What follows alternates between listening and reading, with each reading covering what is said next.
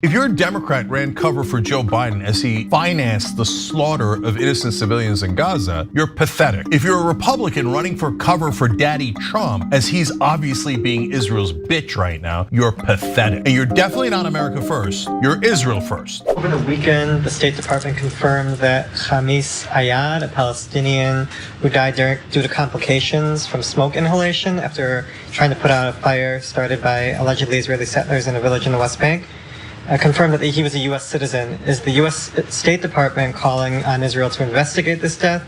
Has this issue been raised with Israeli authorities? Well, we have made comments before. There have been, it's a violent situation. There have been a few Americans who've passed in this kind of a dynamic. The American citizens in the West Bank that she is referring to have not passed. They were killed by terrorist Israeli settlers, to be specific, in the West Bank. Now today, State Department spokesperson Tammy Bruce was asked to comment on the death of yet another Palestinian American who was killed in the West Bank by the name of Khamis Ayad. And this person, again, was killed by Israeli settlers. And you just heard part of her response. So before I go to you, Cenk, before we get to the rest of the story, let's hear a little more about what she has to say, and just pay close attention to the complete lack of substance and, of course, a complete lack of accountability for Israel. Our first priority, and it's not a motto or a slogan, is the safety and security of Americans everywhere. So certainly here at home, but also abroad. We know that when a death occurs in a foreign country, it's that foreign country's prerogative, right? They will be doing an investigation. We have called upon Israel to investigate, of course, each of these instances that they are, and that we wait to see what those investigations will be, and that's the case here in this situation. There's a great deal we of course still don't know, but that is something. To say we're following it is an understatement. We are on that and every other situation that has impacted an American citizen, wherever they may be in the world. And then once those local investigations are done and we take a look, again, this is a DHS issue, if you will, when it comes to investigations, or the FBI. But as each one of these situations move forward, I will keep everyone up to date.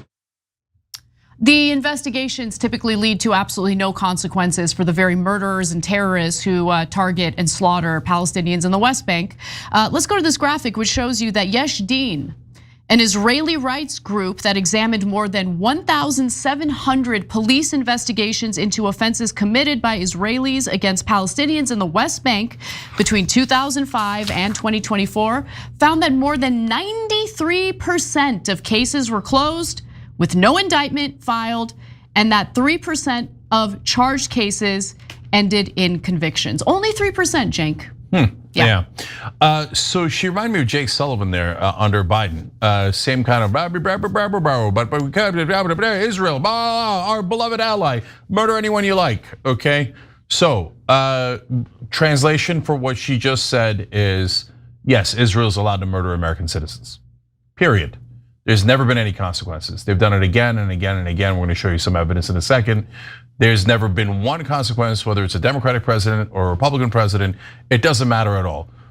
So she might as well have gotten, I mean, if she was being honest, she would have gotten up there and said, I can't say much because my government is occupied by the government of Israel. We serve them. So of course they're allowed to murder us. They're allowed to murder Palestinians. They're allowed to murder Muslims and Christians and anyone else they like. But my job is only to come out here and condemn people when it's Muslims that have committed violence, in which case we call them dirty terrorist savages, and we launch wars against them to help Israel, and we wipe out all the Muslims, and we help Israel do that. But we will never hold them accountable for killing Americans. They're allowed to do that with impunity.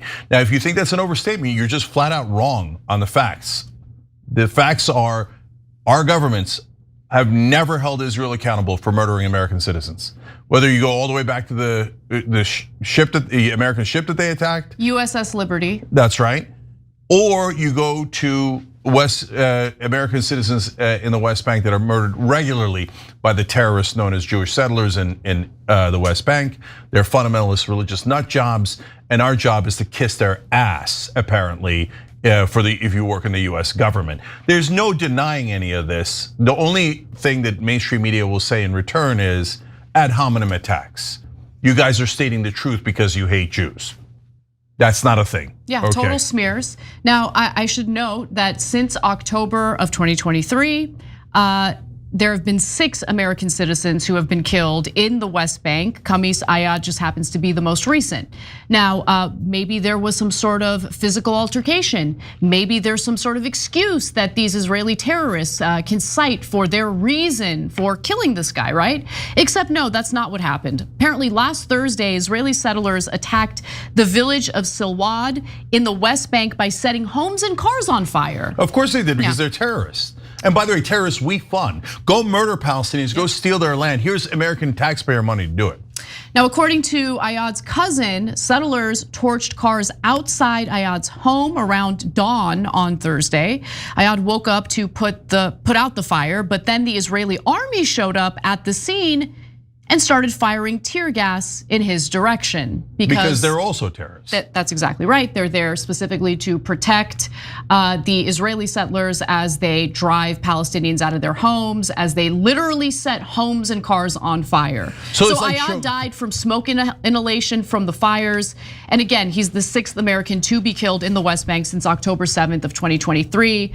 And look, there's little accountability, if any, when it comes to these types of situations. Let's take a quick look at this chart, Cenk, because this chart, which was released by the UN Office for the Coordination of Human Affairs April of this year is when they released this. It shows the number of Israelis killed by Palestinians in blue, so that flat line at the very bottom, and the number of Palestinians killed by Israeli forces or settlers in red. So the chart goes all the way back to 2005. It helps you visualize who the real perpetrators of the violence happen to be. As you can see, the violence started to spike in 2021 and escalated even further after October 7th, 2023, with over 300 Palestinians murdered between that day and the end of the year. Over 500 Palestinians were killed in total in 2023. In 2024, 498 Palestinians were killed. But as I shared with you all earlier, no real consequences. Only 3% of the investigations lead to actual convictions.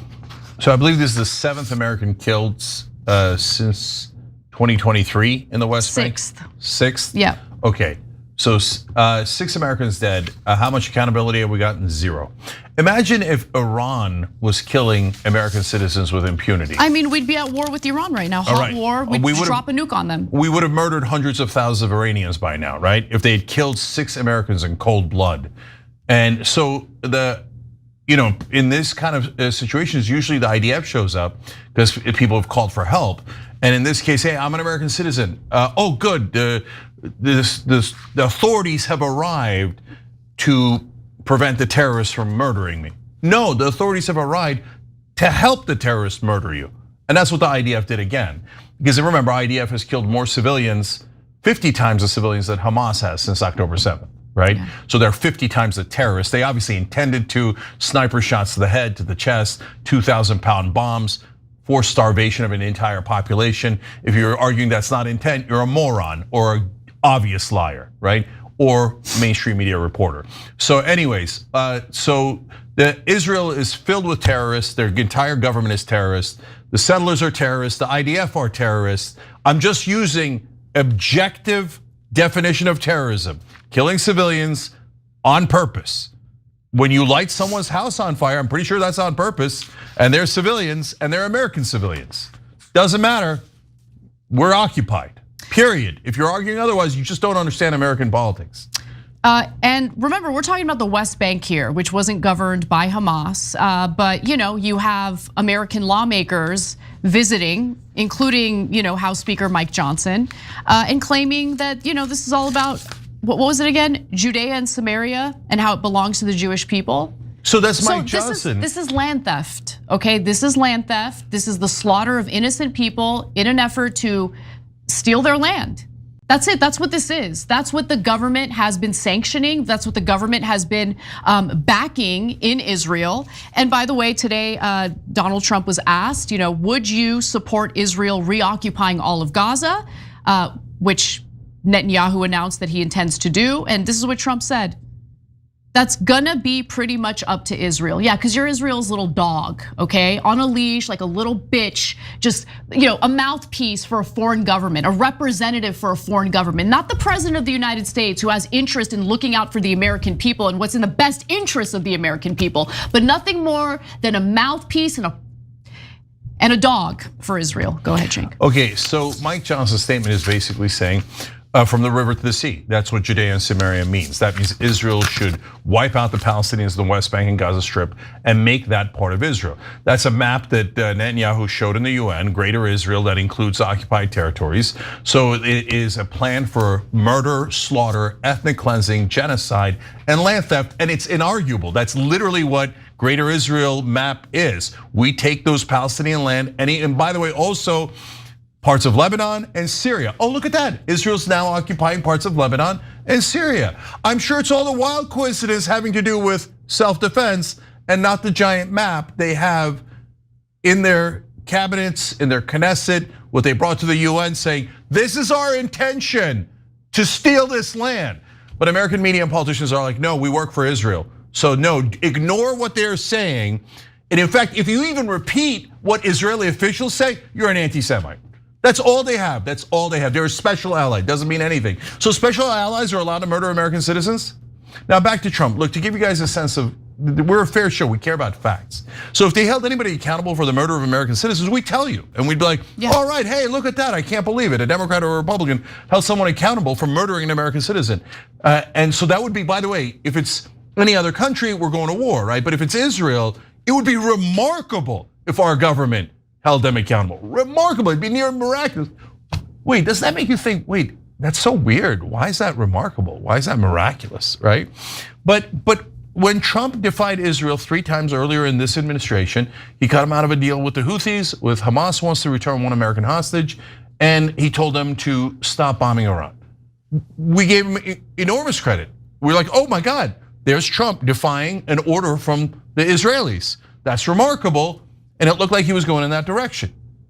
Now, Netanyahu came and visited him the last time. And I wonder what happened. I do very much wonder what happened. Then right after Netanyahu left, no, we're going back to following everything Israel says. You can murder any Americans that you like. You can take Gaza, kill them all if you need to, finish the job is what Trump said. The Epstein list will never be released. There are no clients. You'll never find out about it. And Trump is back to being Israel's, let's be kind, poodle, right? No, bitch. Okay, and that's look. I don't just randomly out of nowhere hate Trump and want to come on this show and bash him. When he does good things, he gets credit. But when he humiliates the American people and he turns his back on American citizens who have been slaughtered abroad, we're gonna call him what he is. Just as we did with Joe Biden when American citizens were killed under his watch and he didn't even release a damn statement about it. Okay, last 2 things here. If you're a Democrat ran cover for Joe Biden as he financed the slaughter of innocent civilians in Gaza, you're pathetic. If you're a Republican running for cover for Daddy Trump as he's obviously being Israel's bitch right now, you're pathetic. And you're definitely not America first, you're Israel first. To be fair to you, our entire government is Israel first. So I'm super happy to have people prove me wrong. I'm super happy to have Trump prove me wrong and say, God damn it, what do you mean you killed a 6th American just in the last 2 years? What do you mean you shot an American journalist in the neck with a sniper shot from 200 yards? Okay, that also happened before October 7th. God said I'm cutting your funding. Oh my God, and give him enormous credit and say, oh, I'm sorry guys. I thought we were in occupied territory. I thought our government worked for the Israeli government, but I was wrong. We held them accountable. Right. Oh my God, they're doing a genocide and we cut the funding. We held them accountable. Show me one place. I showed you the 3 times where Trump defied him and we were like, wow. And we were. This is what like, Trump did. This is what Trump did yesterday, okay? Trump had his Department of Homeland Security put out a memo indicating that any state or municipality that engages in the boycott against Israel or Israeli-based companies would be deprived of emergency funds if there's a natural disaster and they need those emergency funds. In addition to that, about 500, how much was it? 500 million would go to Israel in counterterrorism. And if you protest that, you'll also be punished. Like, what is that?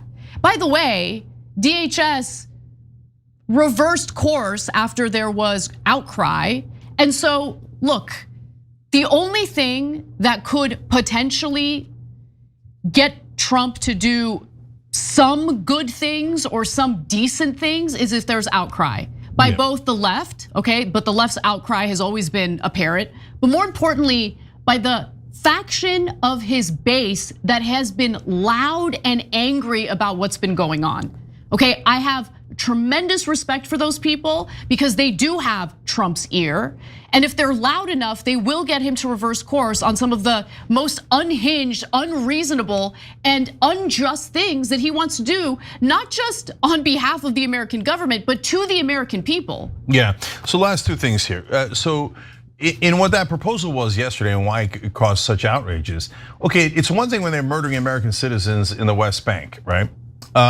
But this time they said, if you don't bow, if state governments don't bow your head to Israel and prevent anyone from boycotting the beloved Israel. By the way, you could boycott America all you like, no problem. But if anyone dares boycott Israel in your state, you have to, with that said, it's over. We're not going to send you relief funds. So if your house is wiped out in a tornado and your family's hurt, we don't care.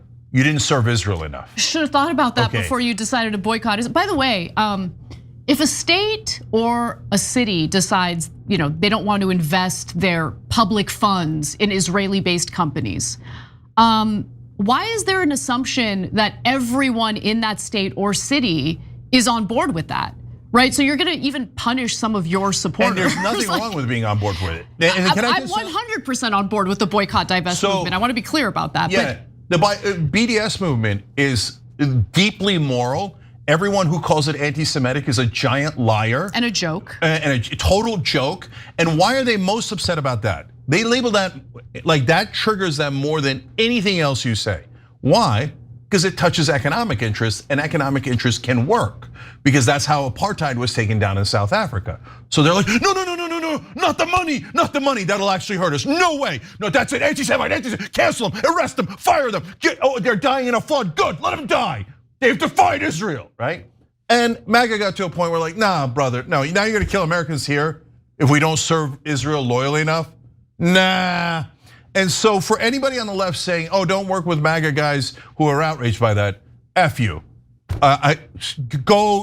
You're loathsome, okay?